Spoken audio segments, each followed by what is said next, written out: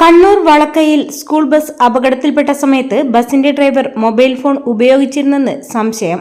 അപകടമുണ്ടായ സമയത്ത് bus driver mobile ഫോണിൽ WhatsApp ഉപയോഗിച്ചിരുന്നുവെന്നാണ് സൂചന.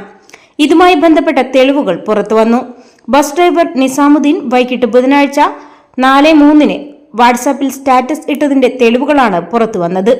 വാഹനാപകടം ഉണ്ടായതും ഇതേ സമയത്താണെന്ന് സംഭവത്തിന്റെ CCTV ദൃശ്യങ്ങൾ വ്യക്തമാക്കുന്നു. അപകടത്തിൽ ഡ്രൈവർക്കെതിരെ മനഃപൂർവ്വമല്ലാത്ത നരഹത്യയ്ക്ക് ശ്രീകണ്ഠാപുരം പോലീസ് കേസെടുത്തു. എന്നാൽ താൻ വാഹനം ഓടിക്കുമ്പോൾ മൊബൈൽ ഫോൺ ഉപയോഗിച്ചിട്ടില്ലെന്ന് ഡ്രൈവർ നിസാമുദ്ദീൻ പറഞ്ഞു. നേരത്തെ ഇട്ട സ്റ്റാറ്റസ് അപ്ലോഡാകാൻ വൈകിയതാകുമെന്നും നിസാമുദ്ദീൻ പറഞ്ഞു. കണ്ണൂർ വളക്കയിൽ ഇന്നലെ വൈകിട്ട് 4:30 അപകടമുണ്ടായത്.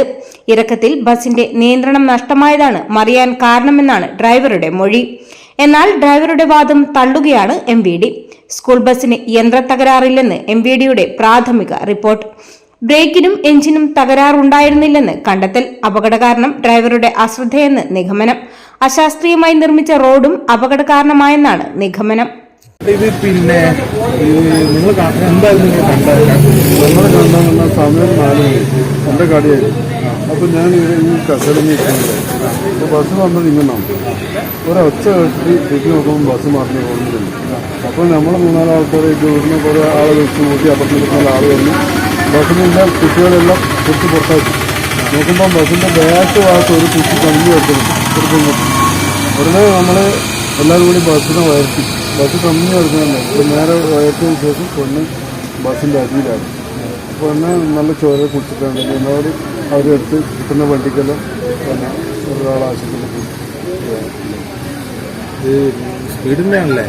അത് കണ്ടിട്ട് ഡ്രൈവറിനെ കണ്ടില്ല. ബസ് വരുന്ന രംഗമൊന്നും കണ്ടു. വീണ രംഗമായിട്ട് ബസ് വരുന്ന പോയി എത്രയായി പോയി ഒച്ച വെച്ചിട്ട് നോക്കുക. അപ്പോൾ ബസ് താഴെ അതൊന്നും പോയി.